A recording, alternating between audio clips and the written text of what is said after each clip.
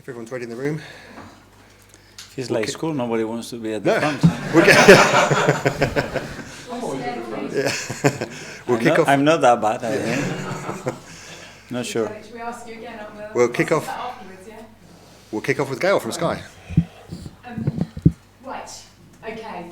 Injuries. Should we start with the big two first? Gabriel and Calafiori. Where are we with these two? Are either of them going to be ready to go tomorrow? There is a possibility with one of them to be available. He trained today, and we'll see tomorrow. Yeah. And with Calafiori, how cautious are you having to be, given he's not really been able to have a run of games?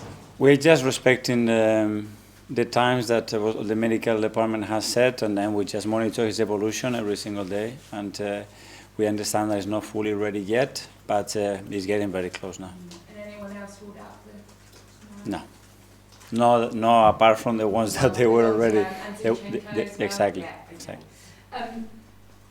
The player, I guess, that benefited from that on Wednesday was Lewis-Skelly, and you spoke a little bit about him after the game, but on reflection, what he did as an 18-year-old on the pitch, but also off it, speaking to everybody afterwards, was quite extraordinary. Give us a little bit more insight into him as a person as well as a player, and with all of that, does he deserve another crack tomorrow? Well, he certainly deserves to be in contention to be selected because he performed and competed really well. As you mentioned, at his age, to show that maturity on the pitch is strange, and off the field is exactly the same. He's a person that continuously surprises all the staff with the kind of question that he's capable of asking. You know, that a lot of times tells you the intelligence of the person, and Miles is a really bright boy. Yeah, you always hoped that it would go like that, but how reassuring was it just to see him flourish in that environment? Well, it's always, you always take a chance. Nobody can guarantee you a performance. It doesn't matter the experience or the age, but he was surrounded by very senior players, very experienced players. And we believe that it was the right context, a context that he could succeed and help the team to perform to win the game, and he certainly did that. We've talked a little bit over the last few weeks about creativity and finding that kind of little bit of sparkle, if you like. How pleased with you with your midfield trio on Wednesday, Odegaard, Merino and Rice, and how much did you envisage that those three would actually be your midfield trio? I mean, it was the first time you got to use them all together. Did you like the balance? Did you like what you see? They've been recently a lot of new units. Certainly that was one. That's one that obviously we have planned and discussed, and I think they can play so well together. And they did a really good job. They will play again together for sure in the near future, and I think they complement each other really, really well. Yeah, in terms of complementing each other, can you just explain a little bit more? Well, three very intelligent and football brains. Three players that they like to play for others, especially. And then you have a lot. You have players that can hold the ball in tight spaces. They can run with the ball. You have threat in the box. You have creativity in tight spaces. You have a lot of the things that you want. And the defensive part as well. They have two players that are more holding midfielders. Martin, that is exceptional in his timings and aggression in the high press. So, very good. I want to ask you about murals now. Okay. Peace coach has got his own mural. Yeah, I just heard. I didn't know that. So happy.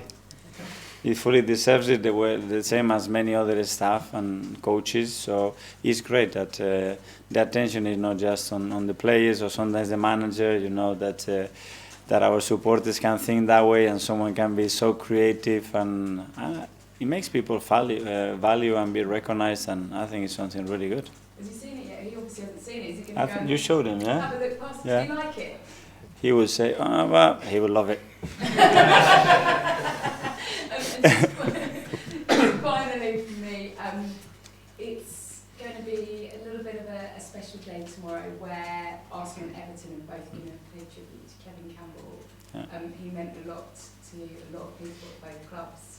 And I wondered how well you got to know him, or your thoughts, or whether that was just, you didn't very quite little. cross paths, did No, you? no. But you probably heard the stories and you understand how special he was to a lot of people here? I do, and you can tell the way people talks and the tone and the face that they put when they talk about him, and the club is on really well again to make that day feel very special for all the people that have the chance to get to know him and recognize who he was, especially as a person. So it will be a special day. Thanks, and we'll go to Niv from the Premier League. Hi, Mikel. Good afternoon. Since the beginning of last season, only Harry Kane, Vinny Jr. and Antoine Griezmann have been involved in more Champions League goals than Bukayo Saka. We knew how great he is domestically, but you feel now Bukayo is getting more credit, more recognition across the continent as one of the best in Europe. Yeah, well, first of all, we have to win the competition. We certainly are now, and players and everybody has to step up to that level. And yeah, it's remarkable what he's doing consistently every 3 days in different competitions at this level. Is really good, and he will continue to do that for sure. Nearly 20 years ago, Everton was the club that gave you your first chance in English football. It's not the first time you will manage it against them, but still, what's the biggest value you learned from your time at Goodison Park? Well, the human quality, and then how deep is the feeling towards the club.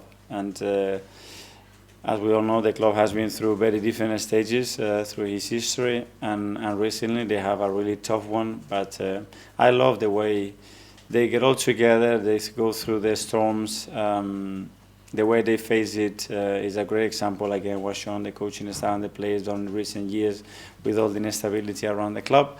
So hopefully they can find a path now and a new stadium with new ownership as well, and kick on and start more enjoyable times, hopefully.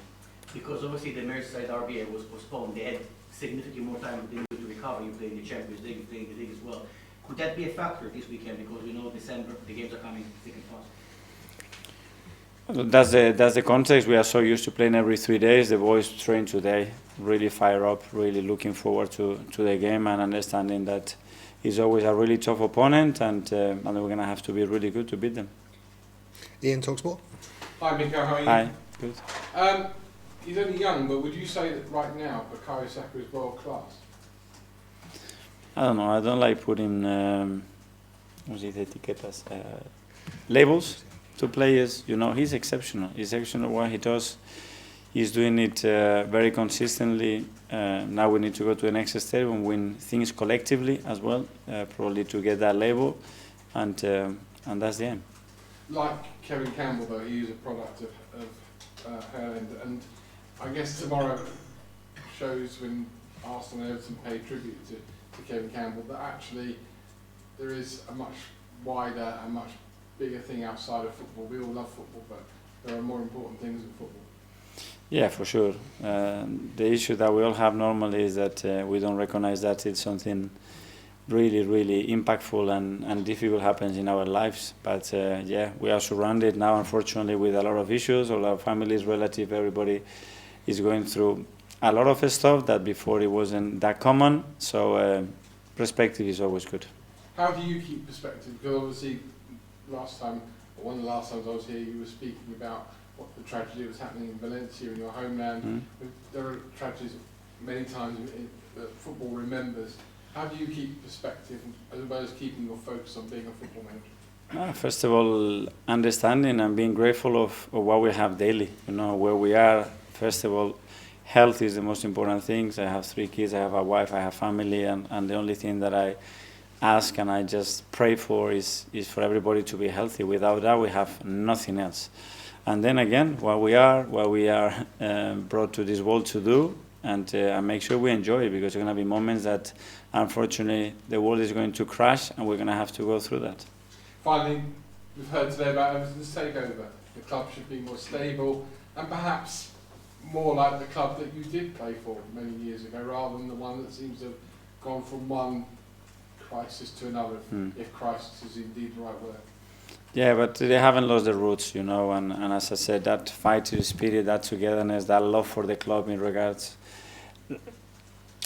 whatever happens, they are there, you know, and that's not easy, and that makes them really, really special. Hopefully that will help them, give them a stability.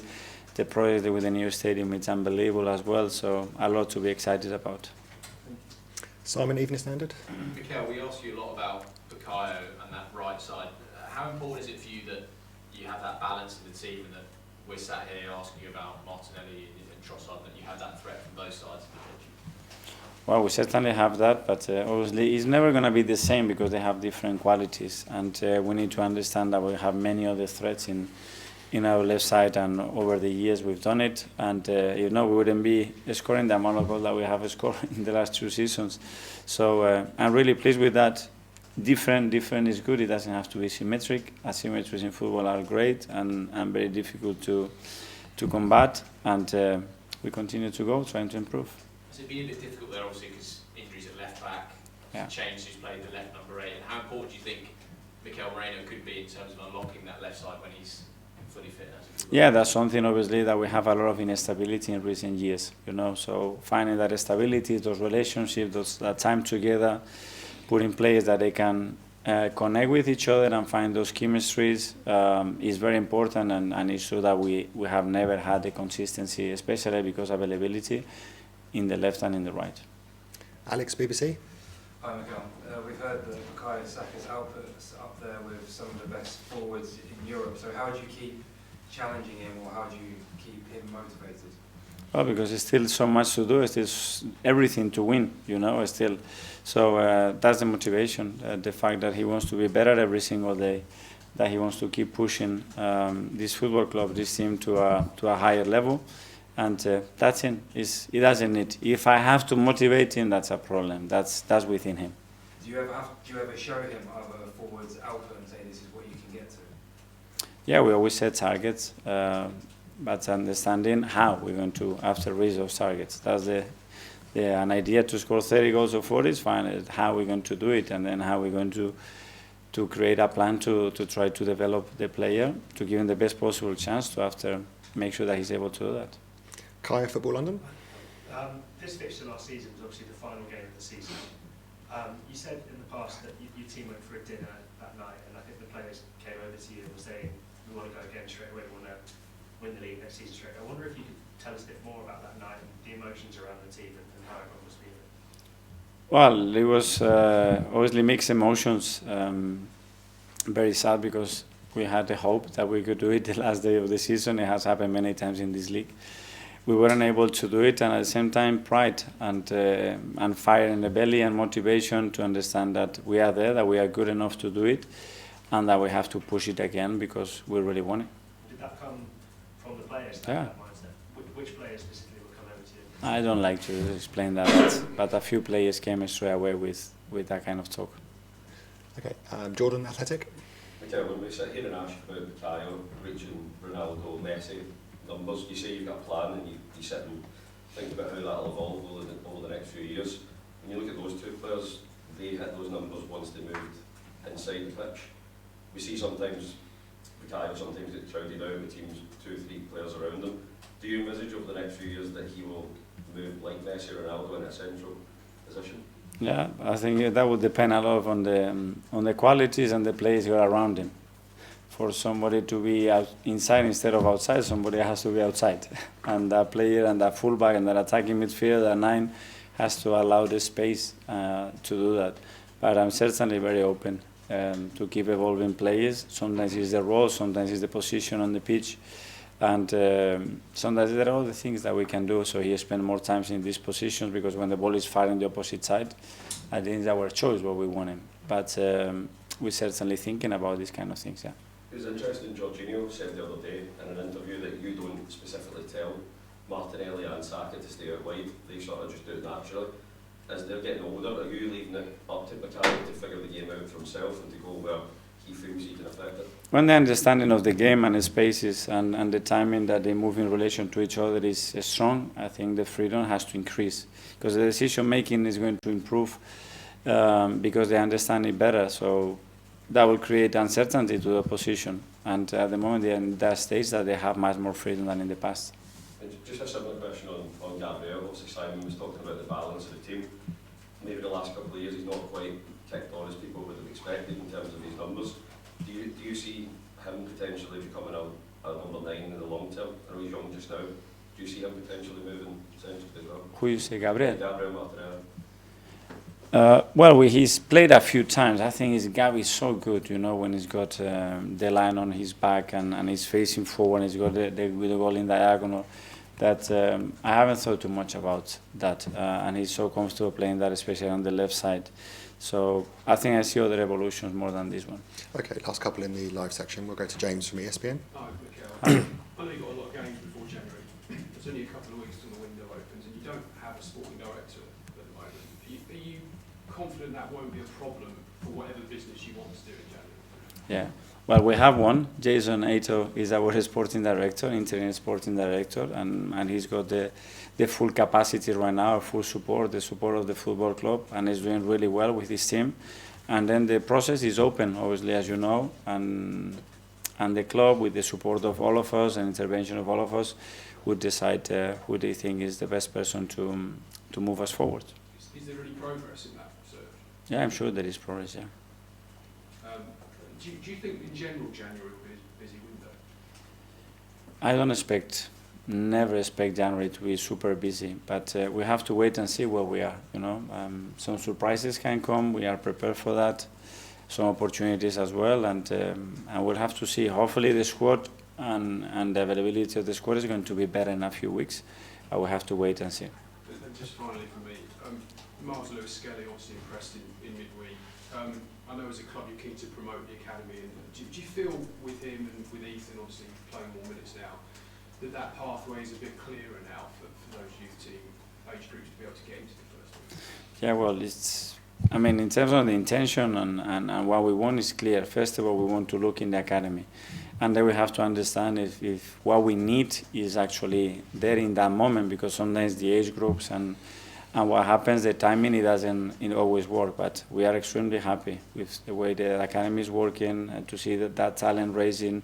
And now we have to create a space as well ourselves in the squad for those kids to have the right amount of time and the role that they deserve in the squad. Okay, Phil from PA at the back. Mikel, I was going to ask you about the sporting director too. Did you envisage that it will be resolved before the summer, or do you think it will be sorted this season? Timing-wise, it's difficult to understand, and I'm not running that process, so it's more a question for the club to respond. Is it something you'd like to see settled sooner rather than later?